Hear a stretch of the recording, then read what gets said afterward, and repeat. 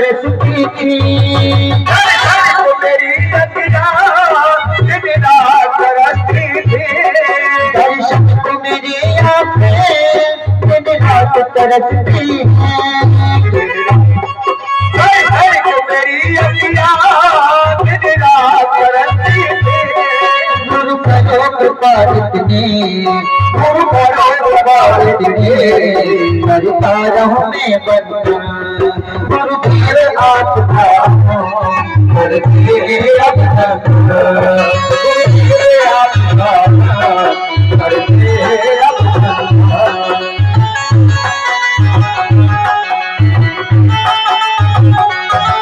गुरुदेव कृपा करके सब कष्ट मिटा देना।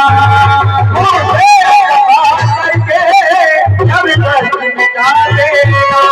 गुरुदेव कृपा करके सब कष्ट मिटा देना। करता हूँ समर्पण में, करता हूँ समर्पण में अपना ये तन मन गुरुदेव आपको करके अभिनंदन, करके अभिनंदन, करके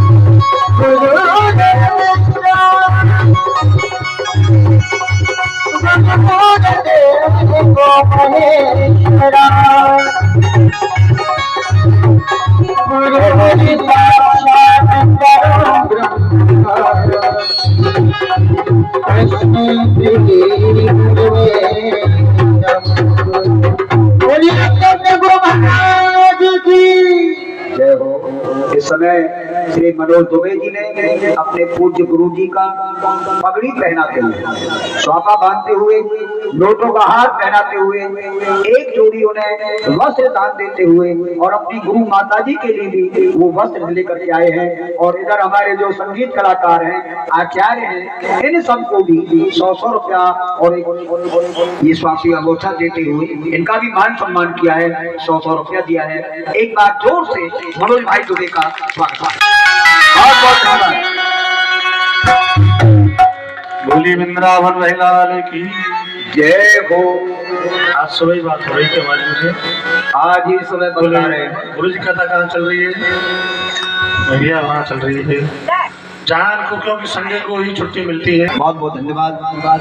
भगवान उनके इस मान को और इस उत्साह को सदैव सदैव भरपूर बनाए रखे और इन पर भगवान की कृपा, असीम कृपा बनी रहे। बहुत बहुत धन्यवाद।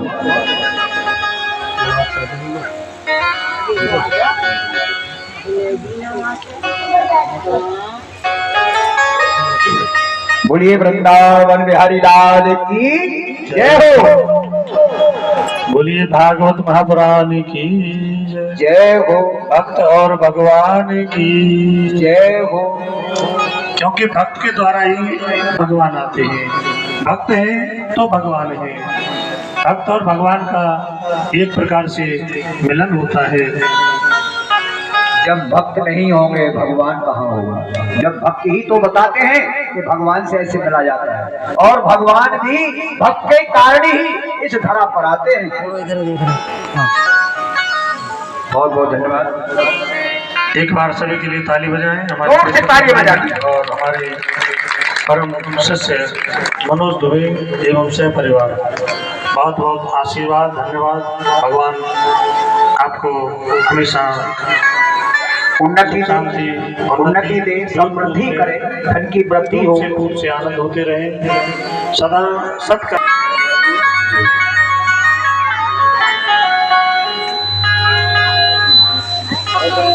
आइए अब बैठेंगे, आप बैठिए।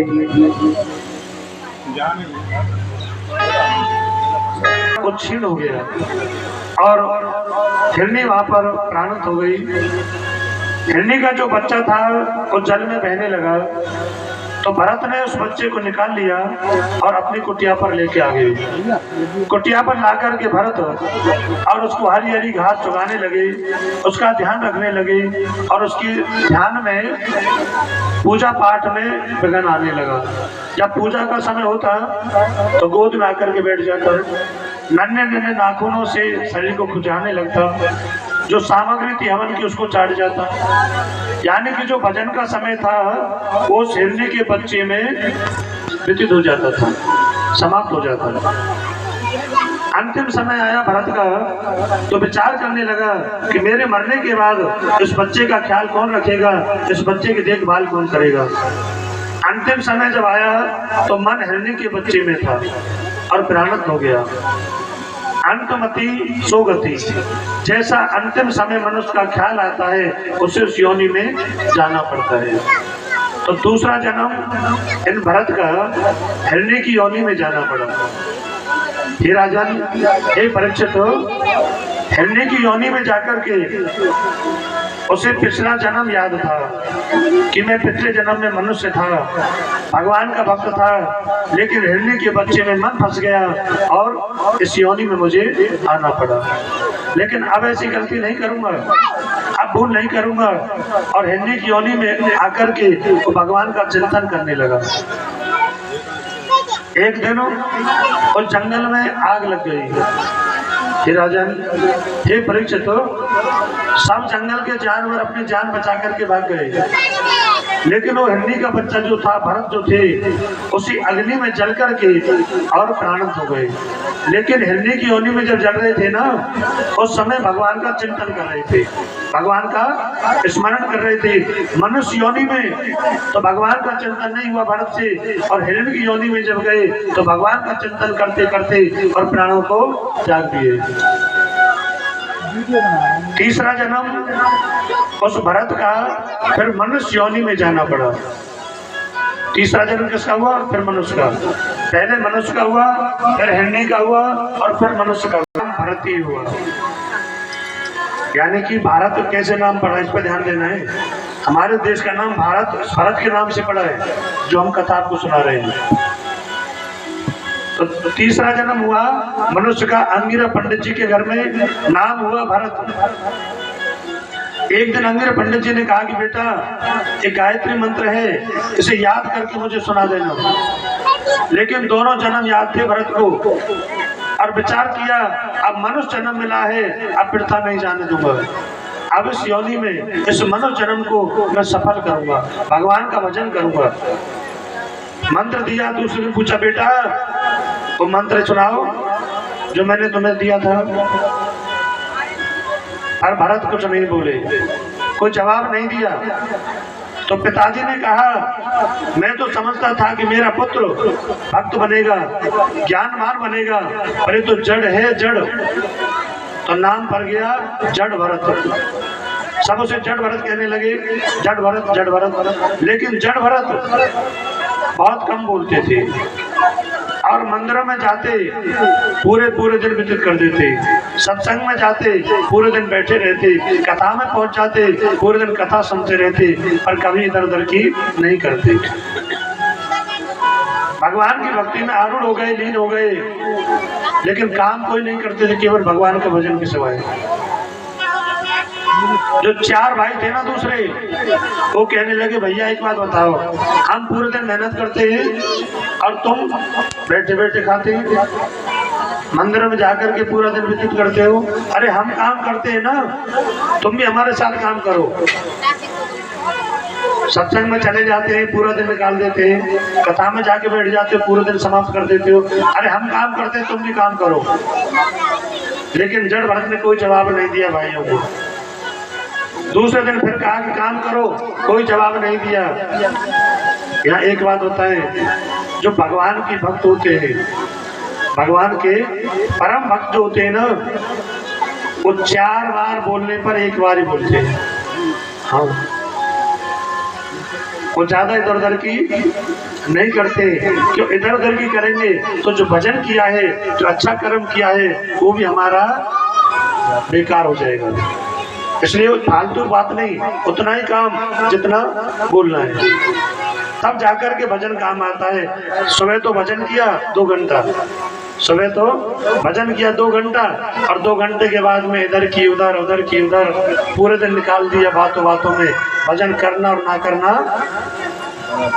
बराबर हो जाएगा, कोई फायदा नहीं है। तो जड़ भरत जो थे ना, वो नहीं बोलते थे, बार बार भाई कहते पर कोई जवाब नहीं देते। एक बात यहाँ और बता दें आपको, परिवार में, घर में अगर एक भगवान की भक्ति ज्यादा करता हो, उसका मन ज्यादा भक्ति में लगा हो, तो उसे आप सपोर्ट करें, उसकी सहायता करें, ना कि उसे पूजा करने से रोक टोक करें। चाहे वो 1 घंटा पूजा करे, चाहे 2 घंटा पूजा करे। भाइयों का फर्ज होता है, माता पिता का, परिवार का दायित्व है। घर में एक परिवार में कोई पूजा करे, एक भक्त निकल जाए, वो पूरे परिवार को ताड़ देता है, पूरे परिवार का कल्याण कर देता है। गाड़ी में डिब्बा अनेक होते हैं, इंजन एक होता है। भक्त घर में एक होता है, परिवार में सदस्य बहुत होते हैं, लेकिन भक्त तो कोई कोई होता है, कोई कोई भक्त होता है। परिवार में एक भक्त हो जाए, उसका बेड़ा पार हो जाता है, उसे कभी टोके नहीं। जब एक इंजन पूरी गाड़ी को पार लगा देता है, ऐसे ही घर में एक भक्त पूरे परिवार को उद्धार कर देता है। ये फर्ज होना चाहिए। अगर कोई ज्यादा सेवा करता है, कहो बेटा तुम जाओ, पैसा लेके जाओ, परिक्रमा करके आओ, तुम जाओ, वहाँ सब कथा चल रही है, तुम कथा सुनो, हम तुम्हारा बेट का काम कर देंगे। वो कथा सुनने तुमने भेजा है, जो कथा सुन रहा है वो पूरा परिवार का कल्याण कर रहा है, वो पूरे परिवार का उद्धार कर रहा है। कहने का भाव, जो भक्ति करता हो उसे रोक टोक ना करे, उसकी सपोर्ट करे, उसको सहायता करे, और उससे कहे कि भैया हमसे नहीं होता है, तुम करो, तुम्हारे सहारे हमारी भी नैया पार हो जाएगी, हमारा भी बेड़ा पार हो जाएगा। सुखदेव महाराज राजन, जब भाइयों ने कहा कि भैया कुछ काम किया करो, कुछ नहीं करते हो तुम, ऐसा करो, आजकल फसल पक रही है खेती में और चिड़िया बहुत चुग रही है, चिड़िया आती है खेत में नुकसान करती है। तुम्हें जब भी भजन करना है, जब भी ध्यान करना है, तो खेत में चले जाओ, चिड़िया ताड़ते रहना और वहां अपना भजन करते रहना। जड़ भरत तो भाइयों की बात मान करके और खेत पर चले गए। खेत में जाकर के दूसरे पड़ोसी के खेत में तो चिड़िया ने तारे और अपने खेत पे लाके छोड़ जाए। दूसरे खेत में जाए और चिड़िया लग रही है, वहां से ताड़ के लाए और अपने खेत पे छोड़ जाए। बोले यहाँ तुम्हें कोई खतरा नहीं, कोई डर नहीं, कोई भय नहीं। राम जी की चिड़िया राम जी को खेत, खाओ चिड़िया भर भर पेट। राम जी की चिड़िया राम जी को खेत, खाओ चिड़िया भर भर पेट। राम जी की चिड़िया राम जी को खेत, खाओ चिड़िया भर भर पेट।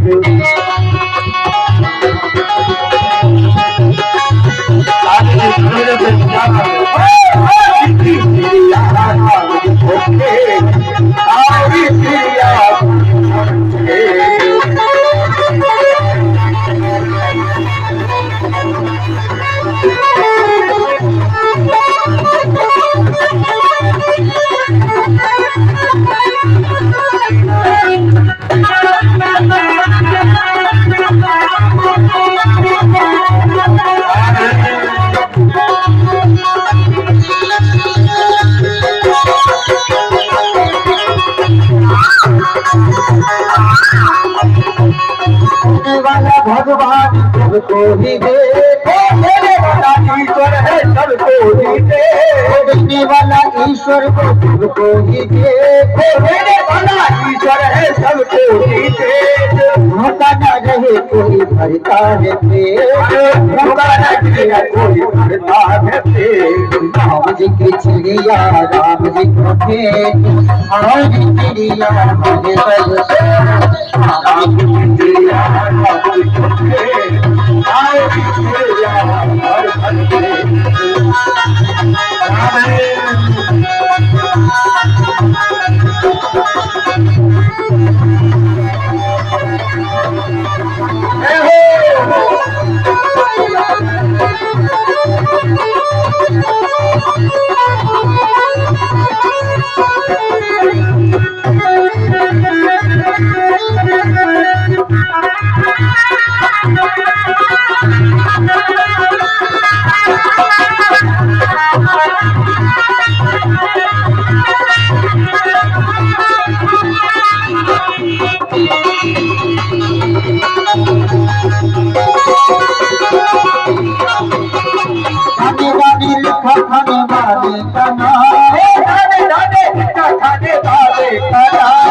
गाने गाने लिखा खाने वाले का नाम, गाने गाने लिखा खाने वाले का नाम। इनको रोकना नहीं मेरा काम, इनको रोकना नहीं मेरा काम। मुझे खिचड़िया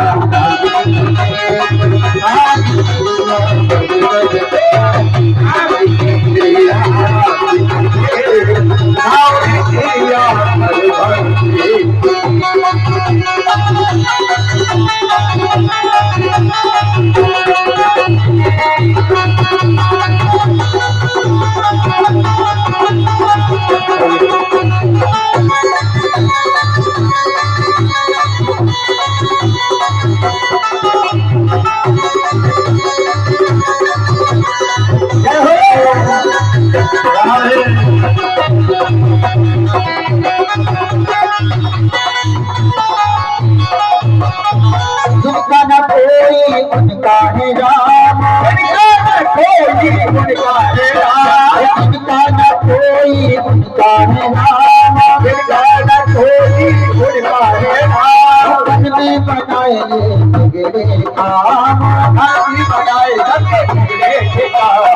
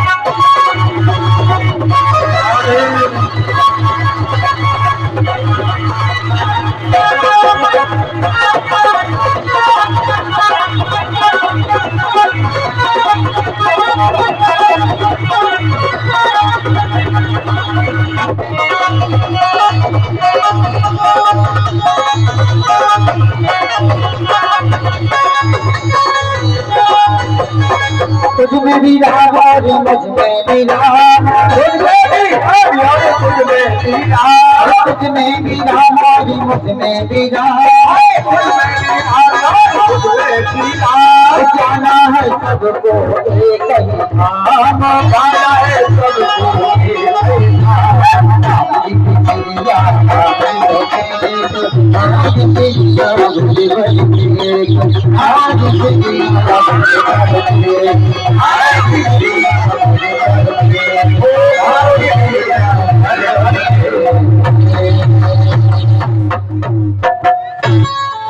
बोली वृंदावन रहे। सुखदेव महाराज राजा ने ये परिचित हो पूरा खेत चौपट करा दियो, बाल खड़िए पर दानो एक न है। अब भाइयों ने और कटाई की तैयारी की, फसल संगाने की तैयारी की। जाकर के देखा चारों तरफ सबके खेतों में हरी भरी दाने हैं, बाले हैं, लेकिन वहाँ बाल तो है पर दाना एक नहीं है। तो उन भाइयों ने कहा कि भैया तुम यहाँ रखवारी करने आवे कि सोने आवे? कैसी रखवारी करी तुमने? पूरा खेत चौपट करा दियो। और भी कुछ इधर उधर के कहने लगे, लेकिन कोई जवाब नहीं दिया, क्योंकि गलती करिए तो जवाब काटे दें। कुछ नहीं बोले। फसल को संगाया और बरसात का समय आया। जब बारिश होने लगी तो भरत के चार भाइयों ने कहा कि भैया हमारा जो खेत है ना वो ऊंचे पे है और पड़ोसी को खेत नीचे पे है। बारिश होए और सबरो पानी बह के पड़ोसी के खेत में जाए, हमारो खेत सूखो ही रह जाए। ऐसा करो मेंढ बांध के आओ ऊंची सी, जो पानी दूसरे खेत में ना जाए। अब जड़ भरत गए मेंढ बांधने के लिए। मेंढ तो समझते हो ना? अब मेंढ बांधने लगे जड़ भरत। पड़ोसी के खेत में से मट्टी उठावे और अपने खेत में डाली आवे, पड़ोसी के खेत में से उठावे और अपने में डाल के आवे। वो तो पहले ही नीचो और बना दियो खड्डो और अपनो खेत बना दियो पहाड़। थोड़ी सी बारिश हो तो बूंद बूंद पानी पड़ोसी के खेत में जाए, अपनो खेत बिल्कुल सूखो रह जाए। बारिश बंद हो गई, खेत जुताई करने लगे तो भाइयों ने जाकर के देखा तो खेत में धूल उड़ रही है। चौरे भैया क्या सीमेंट बांधी तुमने? तुम्हें जो भी कोई काम करवाते हैं ना, सब काम तुम उल्टी सीधा करते हो, तुम्हारे यहाँ कोई काम नहीं है, तुम यहाँ से चले जाओ, तुम घर से निकल जाओ। फिर बोल पड़े जड़ भरत, फिर बोल पड़े भैया हम बहुत पहले से जाना चाह रहे थे, पर बिना तुम्हारे कहे कैसे जाएं? हम निकल जाते तो हम दोष हम पर लगाते कि हमारे भाई खो गए, तुम ढूंढते फिरते इधर उधर, अब तुम कह रहे हो तो हम घर से जा रहे हैं। जड़ भरत ने घर को छोड़ दिया और जाकर के भगवान का भजन करने लगे। वन में जाकर के भजन करते हुए सुखदेव महाराज राजन थे परिचित हो। एक दिन भीलों के सरदार और काली माँ की भेंट चढ़ानी थी। जिस व्यक्ति को लाए थे बलि देने के लिए, भेंट चढ़ाने के लिए, वो किसी कारण उनसे गायब हो गया, मतलब चला गया। अब ढूंढने लगे कि भाई किसकी बलि दे, कहाँ से लाए।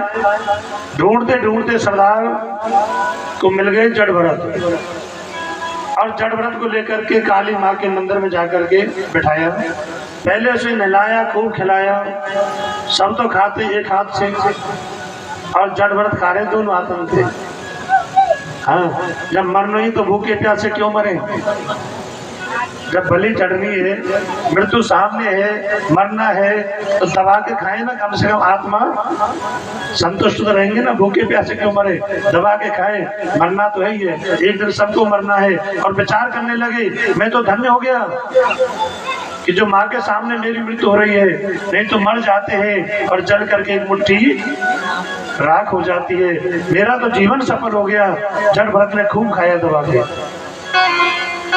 और माँ के सामने खड़ा कर दिया और कहा कि गर्दन नीची करो, तुम्हारी बलि चढ़ेगी, तुम्हारी भेंट चढ़ाई जाएगी। जैसे जड़ भरत ने गर्दन को झुकाया और सरदार ने खड़ा उठाया, माता काली, भद्रकाली और प्रकट हो जाती है। बोली अम्बे मात की जय हो। माता काली प्रकट हो जाती है। सरदार को समाप्त किया, भीलों को समाप्त किया, और समाप्त करने के बाद में जड़ भरत जब तक हाथ जोड़ करके खड़े रहे तो मैया ने कहा कि बेटा क्या तुम्हें मरने से डर नहीं लग रहा था? तुमने गर्दन सहज नीचे कर दी।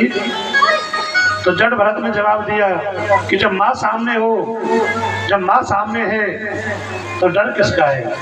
और जिस पर माँ की कृपा हो, जिसको माँ बचाने वाली हो, उसे मृत्यु से भय किसका है? और मैया का जड़ भरत खुश होकर के गुणगान करते हैं। मेरे सर पे मैया जी तेरा हाथ